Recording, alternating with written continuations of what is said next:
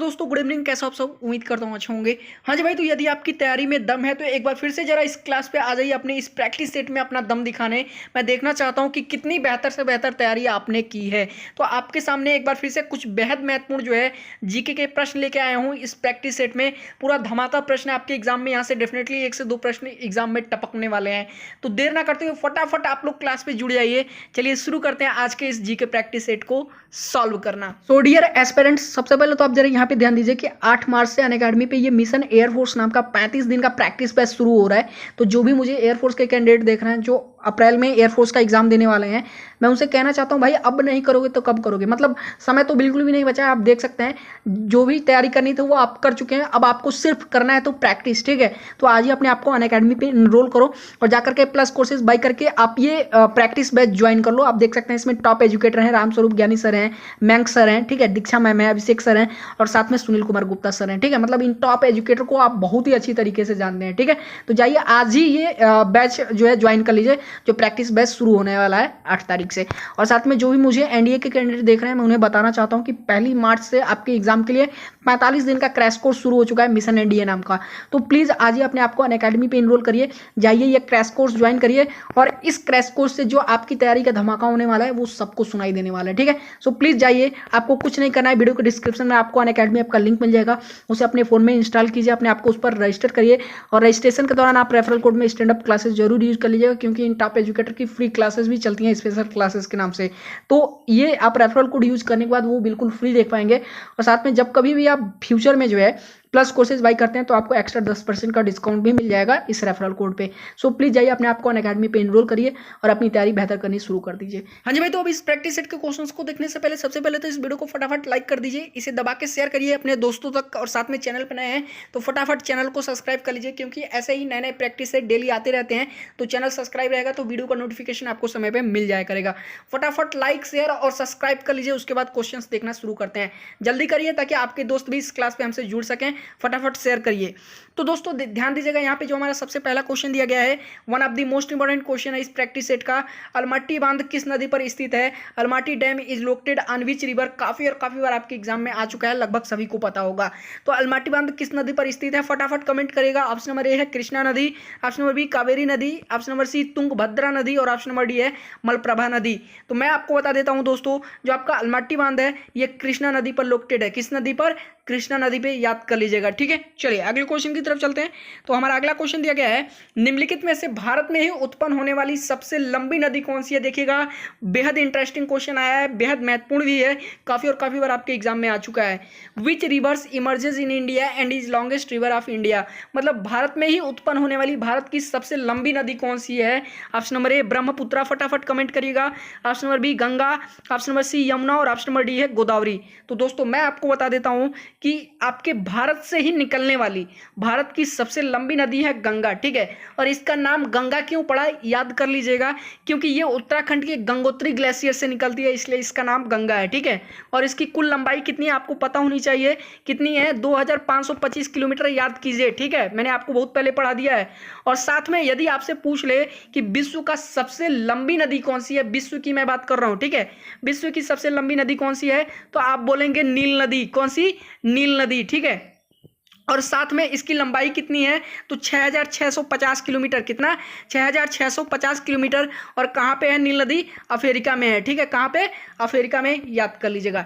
चलिए अगले क्वेश्चन की तरफ चलते हैं हम लोग। तो हमारा अगला क्वेश्चन दिया गया है, विश्व का सबसे बड़ा नदी द्वीप मांजेली किस नदी पर स्थित है? फिर से एक बेहद महत्वपूर्ण क्वेश्चन आ गया। The world largest river island Majuli is located on which river? Option number A Ganga नदी, ऑप्शन नंबर बी नील नदी, ऑप्शन नंबर सी ब्रह्मपुत्र नदी और ऑप्शन नंबर डी है गोदावरी नदी। तो विश्व का सबसे बड़ा नदी द्वीप मांजेली किस नदी पर स्थित है? फटाफट कमेंट करिए, क्योंकि ये एग्जाम में आपके काफी बार पूछा जा चुका है, लगभग सभी एग्जाम में पूछा गया है। तो विश्व का सबसे बड़ा नदी द्वीप मांजेली किस नदी पर स्थित है? तो वो स्थित है आपके ब्रह्मपुत्र नदी पे, ठीक है। कहाँ पे? ब्रह्मपुत्र नदी पे। और आपके भारत में ही है, आपको कमेंट करके बताना है कि किस राज्य में, ठीक है। आप ये कमेंट करके बताएंगे कि मांजेली द्वीप जो है किस राज्य में है। लेकिन इतना जान लीजिए कि ये ब्रह्मपुत्र नदी पर है, ठीक है। किस नदी पे? ब्रह्मपुत्र नदी पे, याद कर लीजिएगा, ब्रह्मपुत्र नदी पे स्थित है, ठीक है। चलिए अगले क्वेश्चन की तरफ चलते हैं। तो हमारा अगला क्वेश्चन दिया गया है दोस्तों, भारत की स्थलीय सीमा कितने देशों से लगती है? ये तो मतलब काफी बार पढ़ा भी चुका हूं और 100 बार से ऊपर आपके एग्जाम में भी पूछा जा चुका है। लगभग सभी जो है डिफेंस एग्जाम में हर बार पूछा जाता है, ठीक है। तो the terrestrial boundary of India is followed by how many countries, ठीक है। यानी जो है भारत की स्थलीय सीमा जो है कितने देशों के साथ लगती है? तो याद कर लीजिएगा 7 देशों के साथ में। कितने देशों के साथ में? 7 देशों के साथ में। नाम क्या है? पाकिस्तान, बंगाल, चाइना, नेपाल, म्यांमार, भूटान और अफगानिस्तान, ठीक है। और कुल जो स्थलीय सीमा है, ठीक है, उसकी कुल लंबाई कितनी है? 15,106 किलोमीटर। कितना है? 15,106 किलोमीटर, याद कर लीजिएगा, ठीक है। जो भारत की टोटल स्थलीय सीमा हर देश के साथ लगती है वो टोटल कितनी है? 15,106 किलोमीटर, ठीक है।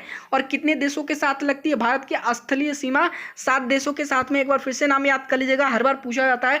पाकिस्तान, बंगाल, चाइना, नेपाल, म्यांमार, भूटान और अफगानिस्तान, ठीक है। चलिए अगले क्वेश्चन की तरफ हम लोग बढ़ते हैं। तो हमारा अगला क्वेश्चन है दोस्तों, भारत में बॉक्साइट का सर्वाधिक उत्पादन किस राज्य द्वारा किया जाता है? एक देखिए बेहद महत्वपूर्ण क्वेश्चन आ गया, एग्जाम में काफी बार पूछा जा चुका है। Which state of India is leading producer of bauxite? फिर से एक बार देख लीजिए, भारत में बॉक्साइट का सर्वाधिक उत्पादन जो है किस राज्य में किया जाता है? ऑप्शन नंबर ए ओडिशा, फटाफट कमेंट करिएगा। Option number B Jharkhand, option number C Rajasthan और ऑप्शन नंबर डी है कर्नाटका।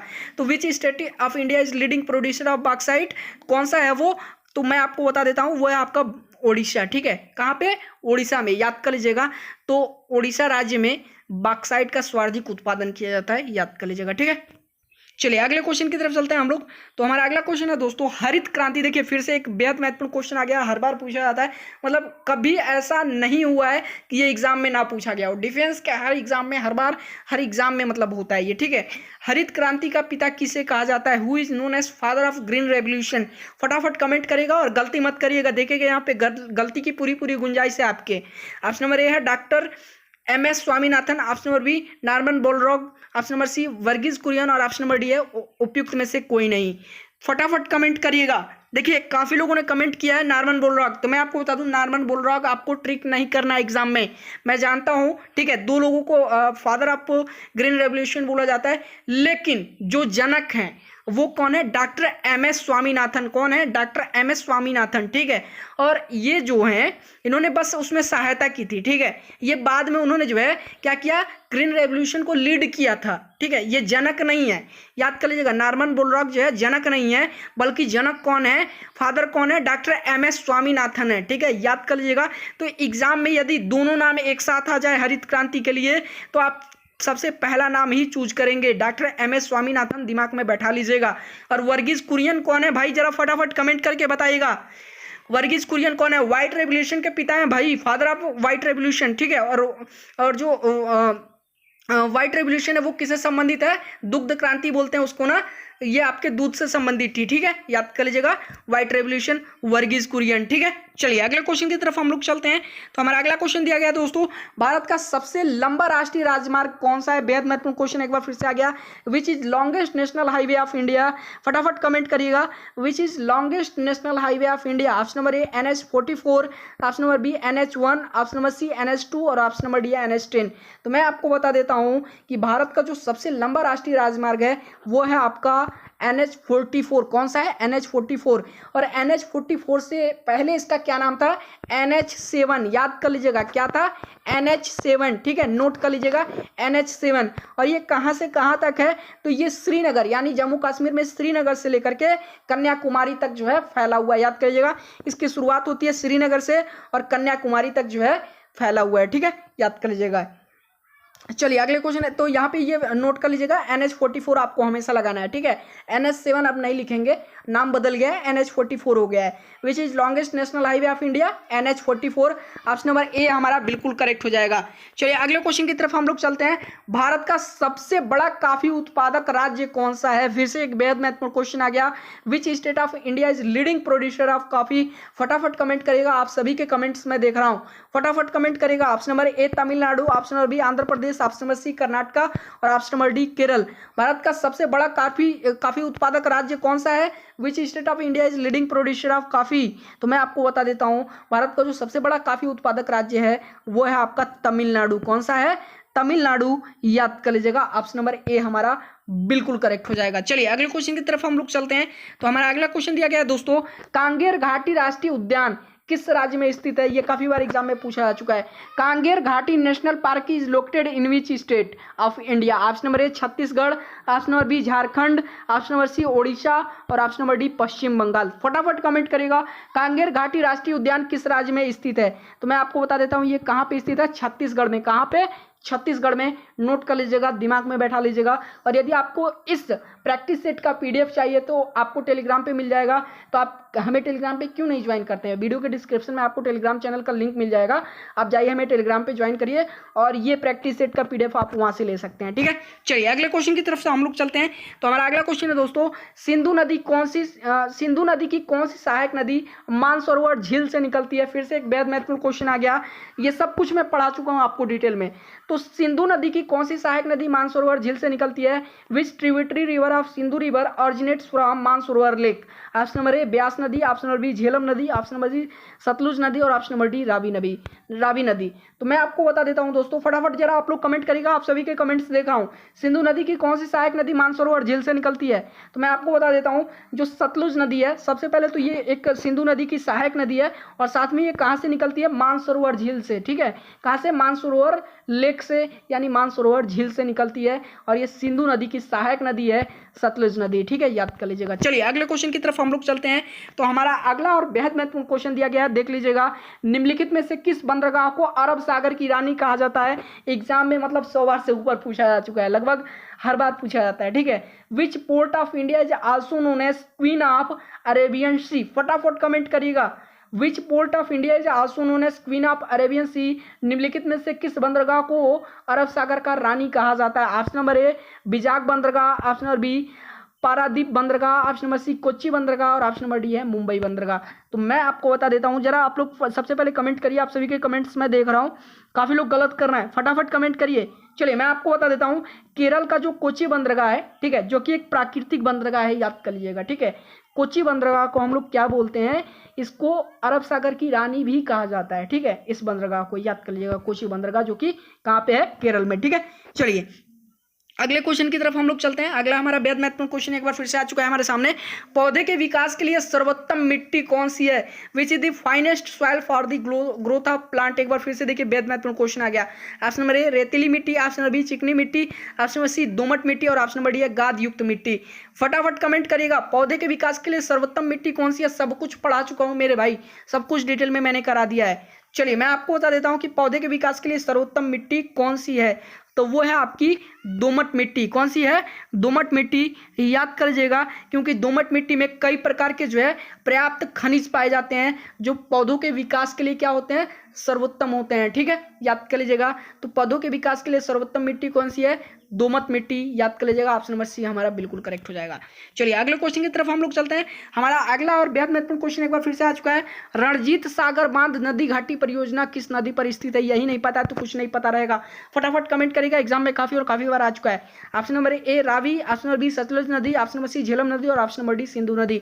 एक बार इंग्लिश वालों के लिए पढ़ देता हूं, Ranjit Sagar dam river valley project is located on which river?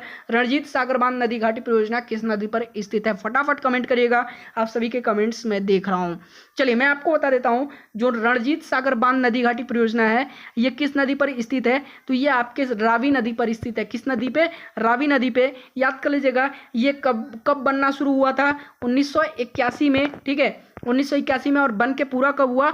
2001 में। नोट कर लीजिएगा, ठीक है, एग्जाम में आ सकता है। चलिए अगले क्वेश्चन की तरफ हम लोग चलते हैं। तो हमारा अगला क्वेश्चन है दोस्तों, बनिहाल दर्रा भारत के किस राज्य में स्थित है? बनिहाल दर्रा के बारे में तो आप सुने ही होंगे, इसका नाम काफी फेमस है, एग्जाम में भी काफी बार आ चुका है। तो Banihal pass is located in which state of India? फटाफट कमेंट करेगा। जम्मू एंड कश्मीर। वैसे जम्मू एंड कश्मीर जो है देख लीजिएगा, ये वर्तमान में राज्य नहीं है, केंद्र शासित प्रदेश है। Option number B Himachal Pradesh, option number सी उत्तराखंड और ऑप्शन नंबर डी सिक्किम। तो फटाफट कमेंट करेगा, बनिहाल दर्रा भारत के किस राज्य में स्थित है? फटाफट कमेंट करिए, आप सभी के कमेंट्स मैं देख रहा हूं। तो मैं आपको बता दूं दोस्तों कि जो बनिहाल दर्रा है, यानी बनिहाल पास है, वो भारत के जम्मू कश्मीर में जो है स्थित है, याद कर लीजिएगा। जम्मू कश्मीर को राज्य तो कह नहीं सकते, ठीक है, ये क्या है, केंद्र शासित प्रदेश है। तो कहाँ पे है, जम्मू कश्मीर में, ठीक है, बनिहाल दर्रा यानी बनिहाल पास। चलिए अगले क्वेश्चन की तरफ हम लोग चलते हैं। तो हमारा अगला क्वेश्चन दिया गया है, गंगा की मुख्य गंगा की मुख्य शाखा को बांग्लादेश में किस नाम से जाना जाता है? The main branch of river Ganga is known by which name in Bangladesh. बेहद महत्वपूर्ण क्वेश्चन आ चुका है आप सभी के साथ में, काफी बार आपके एग्जाम में ये पूछा आ चुका है। तो गंगा की मुख्य शाखा को बांग्लादेश में किस नाम से जाना जाता है? The main branch of river Ganga is known by which name in Bangladesh. Option number A Jamuna, option number B Padma, option number C मेघना और ऑप्शन नंबर डी कालिंदी। तो मैं आपको बता देता हूँ, जो गंगा की मुख्य शाखा है, ठीक है, गंगा की जो मेन ब्रांच है जो बांग्लादेश में बहती है, उसको हम लोग पद्मा के नाम से बांग्लादेश में जाना जाता है। किस नाम से?